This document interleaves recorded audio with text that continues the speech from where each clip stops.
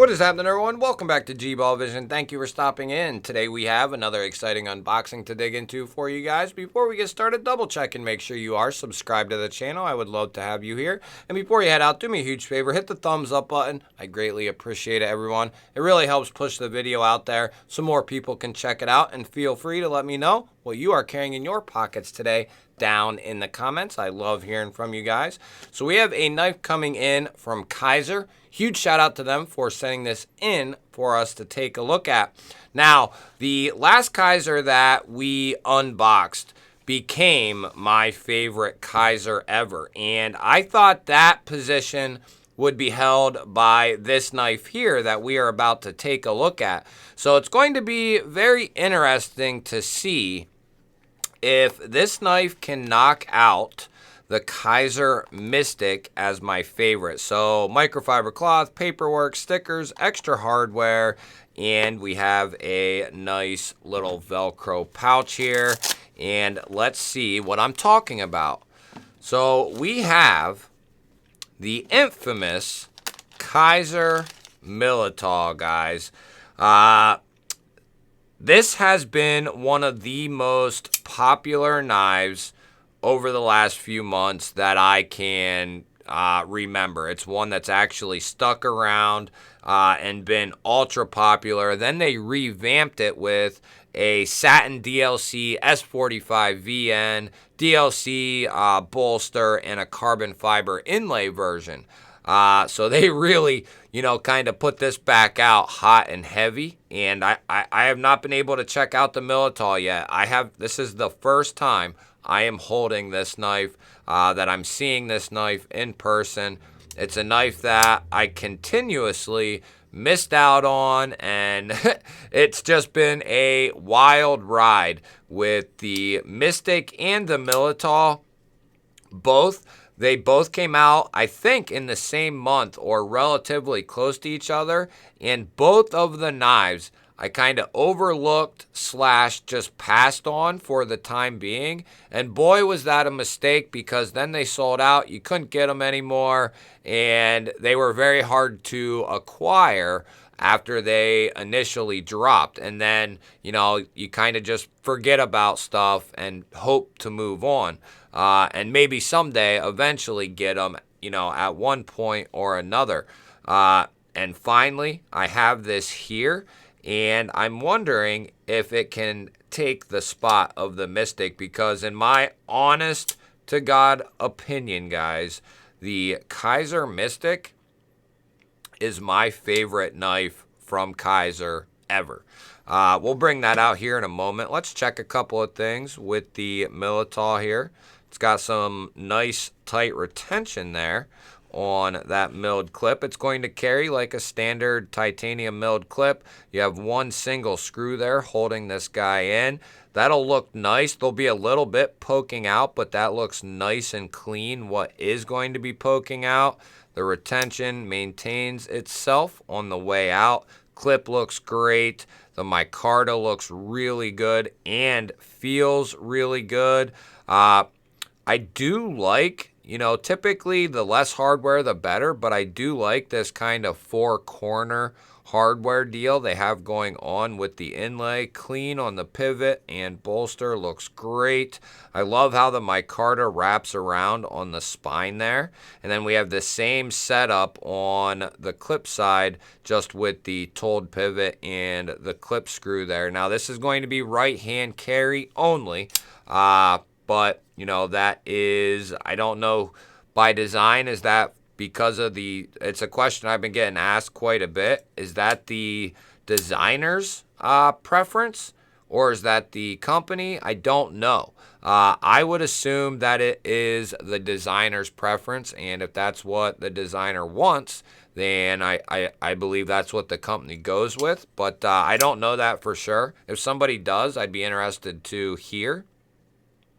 We have their beautiful stonewash tumble finish on this nice slicey, thin drop point blade, coming in S35VN. This was the standard version originally, the original version. Then they did some exclusives with some other retailers like White Mountain Knives, had some exclusive versions. And then they put out the S45 DLC'd version, which I would love, love, love to get my hands on. So while I'm thinking about it, let's check this edge. Let's check this edge, I said. That's more like it. Started to get a little, well, I know how finicky this phone book paper is, but yeah, this has a really, really nice edge on it, especially when you choke up the way you should if you're going to do this. So yeah, you can choke right up behind that edge. You're going to get a ton of control over that blade, and then you'll be able to, because of this flat area here, you'll be able to get right up on that tip for more precise cuts, which are two things I really put value in. Being able to get right up behind the edge. Is it a must, you know, for every knife? No. But it is something I really put, you know, some stock in. I like being able to get up behind the edge, and I like being able to control that tip and the depth of that tip as well. It comes in very handy at the right times, being able to use your finger as a gauge as to how far you're going into a given material. Maybe, you know, you're going at something with a finished surface and you have a 1/2 inch till you hit it. You know, you can gauge it at a 1/4 inch and you know you'll be good. So that's just something I really enjoy. The ergonomics on this thing in the standard grip are really comfortable. My whole pointer finger takes up that area, and then the rest of my hand still fits on that handle with a little room to spare. So definitely a good size. And then the choked up grip, my middle finger kind of lands in that area a little bit. And then this is also very comfortable as well. I don't feel anything in hand that is bothersome whatsoever in either grip. We do have double opening methods or dual opening methods with the cutout and the front flipper. As far as the detent goes, it's good. Could it be a little stronger for my personal taste?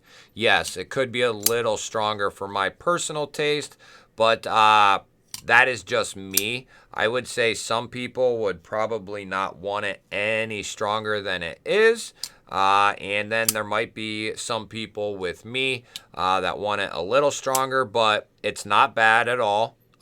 It's really good, but just a tick stronger, and that would be perfect for me. But as it sits, it's really good. I can get a nice, clean reverse flick off of it, a very satisfying reverse flick, and because this is a bolster style lock, I can get a nice solid thumb flick as well, which I really enjoy. And then that front flipper tab works really, really well. You can get a lot of leverage on it, whether you're doing the thumb rollover, the index rollover. Can we do the reach around? Oh yeah, all day. The closing action, like we just demonstrated, it'll drop to your nail and then just nice casually go home. Great closing action. So the knife that I was raving about, you should have already saw this video because I would have put this up first. But the Mystic, guys, these two knives, after missing out on them, I watched a lot of stuff on them. I read a lot of stuff on these two knives, and it's two designers that I really like, Paul Munko and Jonathan Stiles, both up-and-coming designers, in my opinion. They are doing some awesome stuff and working with some very solid companies. The Kizer Mystic, guys, is my favorite Kizer ever. This Mystic feels like This is Riot level quality right here. Yes, it feels like that. I have a frame lock thumb stud knife with a clip point style blade. That's OEM by Riot. And this is up there with that, the Brian Brown Raptor. This is up there with that, if not possibly even better. I mean, this is so well executed that it is ridiculous. They did not leave anything unturned with this knife right here, and Paul killed the design. Jonathan Stiles, on the other hand, also killed the Militol design. I don't know why the Mystic didn't get the play that it should. Of course, the month that it was released, it did. It got its play and maybe a little trickle effect after that. But after that, you didn't hear nothing. You haven't heard anything about this knife. And you really haven't heard anything about the original Militol either. It's been about the new DLC. We have two models here from Kizer that are potentially their two best models ever. Now, I know the Sheepdog is great. The Drop Bear is great. They have several other really good models. But there is something special about these two knives right here. They had the magic sauce. They poured the gas on some extra gas on the machines this day.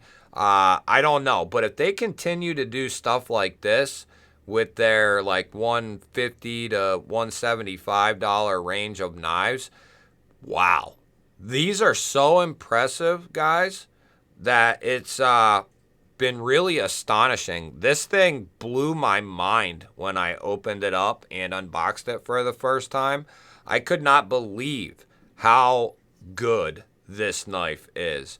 I have not been able to put it down. It's a perfect size for me. It's definitely a large folder, and I would say the Militol is right there with it. It's a little bit smaller, but both going to be full-size knives and both going to be extremely well executed. Rex 45 on the Mystic, S35 on the Militol here, and just both extremely well executed. You guys will have to let me know. What do you think of the Mystic? What do you think of the Militol? Are they either of these two knives something you looked at before? Do you have either of these two? Are you looking to get either of them or both of them? I love hearing from you guys and your thoughts on these knives. Don't forget to hit that thumbs up button. I always appreciate that, guys. If you're new here, we release videos just like this one every single day. Hit the subscribe button, ring the little bell. I would love to have you here. Otherwise, guys, I will throw up a couple of new videos. Go check one of them out. Have yourself an awesome day. Thank you for watching.